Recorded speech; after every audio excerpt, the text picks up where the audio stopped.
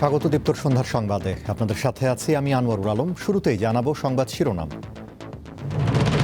বিএনপির ৫১ দফা নির্বাচনী ইশতেহার, সশস্ত্র বাহিনীকে রাজনীতির ঊর্ধ্বে রাখার প্রতিশ্রুতি। ক্ষমতায় গেলে জনগণের ন্যায্য অধিকার বুঝিয়ে দেয়া হবে, বরিশালে জামায়াতের আমির।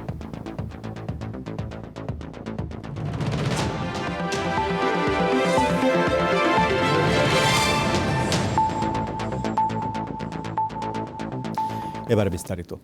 দুর্নীতিমুক্ত দেশ এবং সুশাসন প্রতিষ্ঠায় গুরুত্ব দিয়ে নির্বাচনী ইশতেহার ঘোষণা করেছে বিএনপি।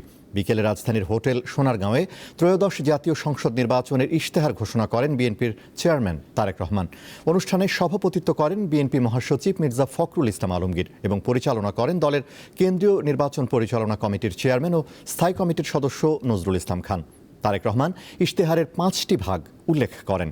এগুলো হলো রাষ্ট্র সংস্কার, বৈষম্যহীন আর্থসামাজিক কাঠামো, অর্থনীতি পুনরুদ্ধার, অঞ্চলভিত্তিক সুষম উন্নয়ন ও ধর্মীয় সংহতি। তিনি বলেন, বিএনপির দেয়া ৩১ দফা ও জুলাই সনদ অবশ্যই বাস্তবায়ন হবে। এছাড়া আগামীতে নিরপেক্ষভাবে মুক্তিযুদ্ধের সঠিক ইতিহাস তুলে ধরবে বিএনপি। পাশাপাশি জুলাই গণ অভ্যুত্থানে নিহতদের নামে বিভিন্ন স্থাপনার নামকরণ হবে এবং সর্বশক্তিমান আল্লাহর প্রতি পূর্ণ বিশ্বাস ও আস্থা, এই বাক্যটি সংবিধানে ফিরিয়ে আনা হবে বলেও উল্লেখ করেন তারেক রহমান।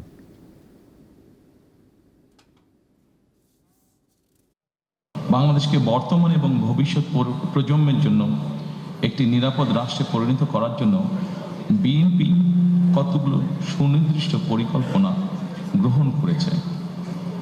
দেশ এবং জনগণের সুনির্দিষ্ট পরিকল্পনাকেই আমি বলেছিলাম আই হ্যাভ এ প্ল্যান। এই পরিকল্পনায় দেশের ৪ কোটিরও বেশি তরুণ, দেশের অর্ধেক জনসংখ্যা যারা নারী, কোটি কোটি কৃষক শ্রমিকের জন্য দেশ এবং বিদেশে কর্মসংস্থান একটি স্বনির্ভর বাংলাদেশ গঠন করার জন্যই প্রতিটি সেক্টর ভিত্তিক কর্ম পরিকল্পনা আমরা গ্রহণ করেছি। দেশে বিগত ৫৪ বছরের রাজনীতি জাতিকে শুধুই ফ্যাসিবাদ আর বৈষম্য উপহার দিয়েছে। ক্ষমতায় গেলে সকল ধরনের অপকর্ম থেকে জামায়াতে ইসলামীর হাত পরিষ্কার থাকবে। দুপুরে বরিশালের মেহেন্দিগঞ্জে নির্বাচনী জনসভায় এ মন্তব্য করেন বাংলাদেশ জামায়াতে ইসলামীর আমির শফিকুর রহমান। বরিশাল অঞ্চলের নদী ভাঙন সহ সকল দুর্দশা দূর করতে জামায়াত অগ্রণী ভূমিকা রাখবে বলেও জানান তিনি। শফিকুর রহমান বলেন, গণভোটে হাঁ পরাজিত হলে জাতির ভাগ্যে ফের গোলামির শিকল ফিরে আসবে। এর আগে পটুয়াখালীর বাউফলে নির্বাচনী জনসভায় অংশ নেন জামায়াতের আমির। পরে পিরোজপুর, ঝালকাঠি, নড়াইল ও ফরিদপুরে জনসভায় যোগ দেওয়ার মধ্য দিয়ে শেষ হবে জামায়াত আমিরের দক্ষিণাঞ্চল সফর।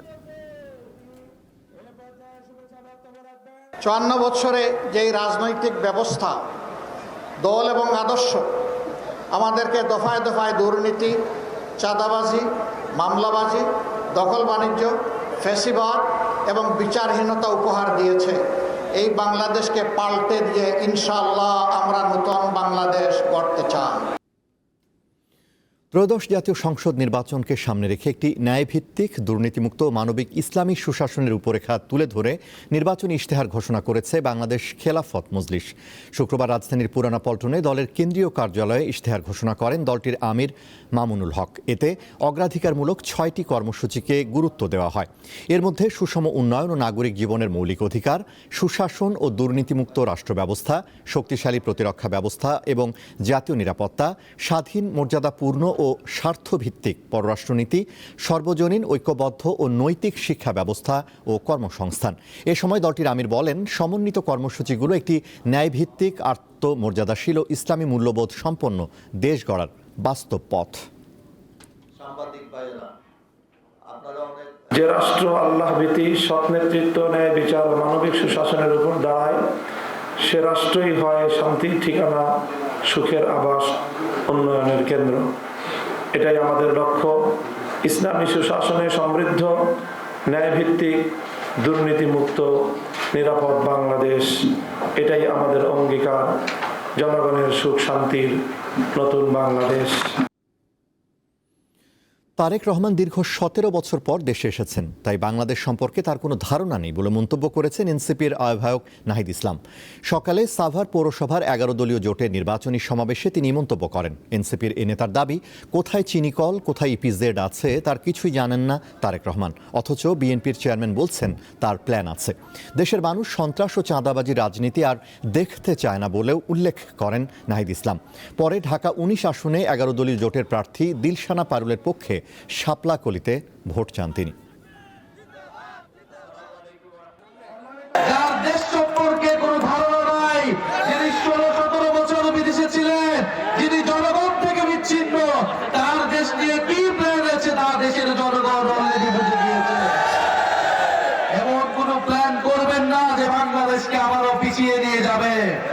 এমন কোন প্ল্যান আমরা বাংলাদেশে বাস্তবায়ন হতে দিব না যা ফ্যাসিস্টদেরকে পুনর্বাসন করবে।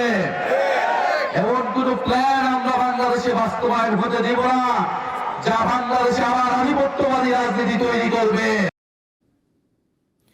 নবম পে স্কেল ঘোষণার দাবিতে আন্দোলনরত সরকারি কর্মকর্তা কর্মচারীদের সঙ্গে আজ রাজধানীতে পুলিশের ধাওয়া পাল্টা ধাওয়ার ঘটনা ঘটেছে। আন্দোলনকারীরা প্রধান উপদেষ্টা অধ্যাপক ডক্টর মোহাম্মদ ইউনূসের বাসভবন ও আশপাশের এলাকায় জড়ো হলে পুলিশ জলকামান, সাউন্ড গ্রেনেড ও লাঠিচার্জ করে তাদেরকে সরিয়ে দেয়। এতে পুলিশ সদস্য সহ বেশ কয়েকজন আহত হয়েছে।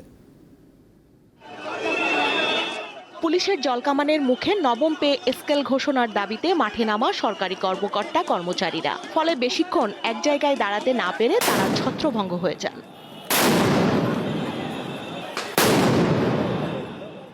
শুক্রবার বেলা 11টার দিকে রাজধানীর হোটেল ইন্টারকন্টিনেন্টালের পাশের সড়কে পুলিশের ব্যারিকেড ভেঙে প্রধান উপদেষ্টার সরকারি বাসভবন যমুনার মুখে অবস্থান নেন আন্দোলনকারীরা। কিছুক্ষণ পর তারা যমুনার সামনের সড়কে জড়ো হতে থাকেন। পুলিশ সরকারি কর্মকর্তা কর্মচারীদের সরে যেতে অনুরোধ করলেও দাবি আদায়ে অনড় তারা। আমাদের যে বেতন, আমাদের বেতন 15 থেকে 16,000 টাকা, আমরা এই বেতন দিয়ে আমরা চলতে পারি না। এই কমিশন গঠন করা হয়েছে, এখন দ্বার প্রান্তে একদম নকিং দ্য ডোর।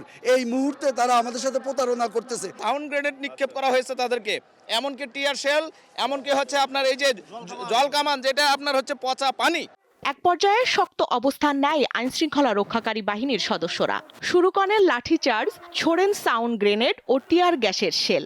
আজকে বাংলাদেশের সরকারি কর্মচারীরা তাদের 3 বেলা ডাল ভাত খেয়ে পড়ার বাঁচার জন্য আন্দোলন করতেছে।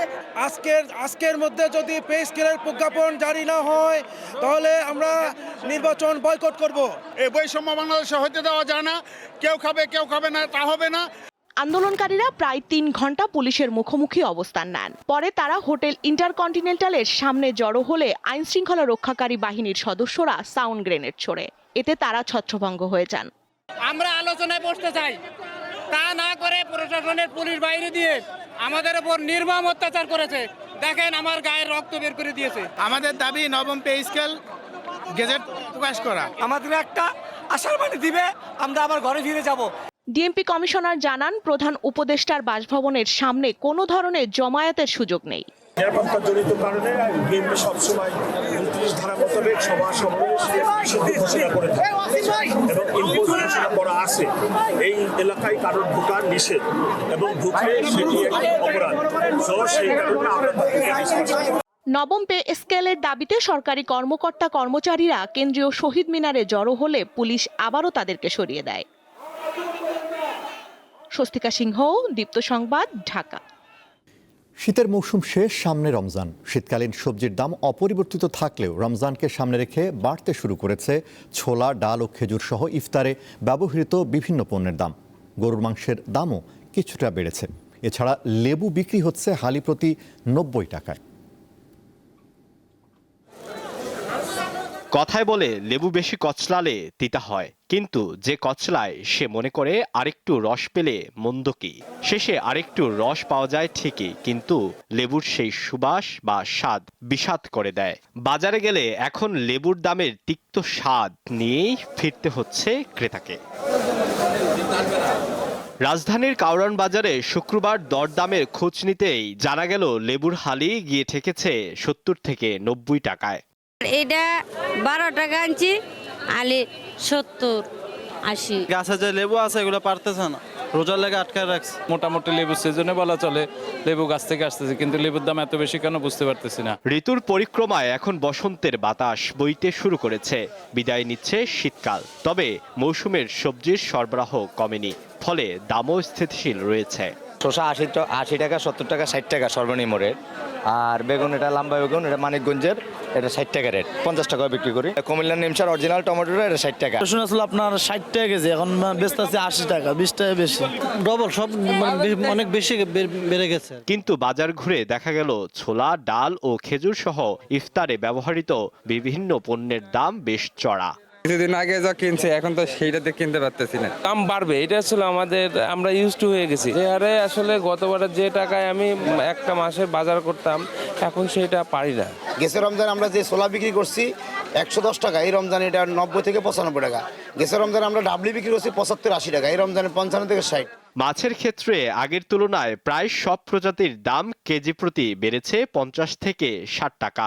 এছাড়া গরুর মাংসের দাম গিয়ে ঠেকেছে কেজি প্রতি 800 টাকায়।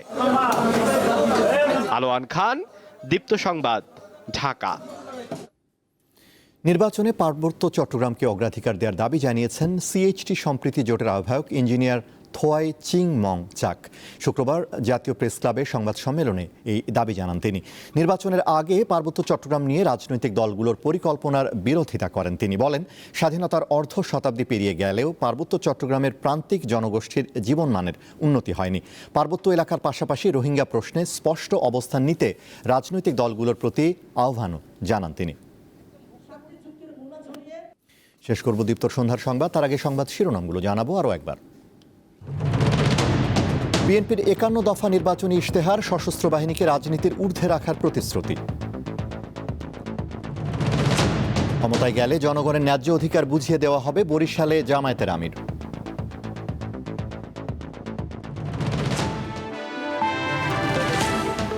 এ ছিল এখনকার মতো আমাদের পরবর্তী দীপ্ত সংবাদ রাত 11টায় দেখার আমন্ত্রণ। এছাড়া আরও তথ্য বিনোদনের খবর পেতে যুক্ত থাকুন দীপ্তর ডিজিটাল প্ল্যাটফর্মগুলোতে।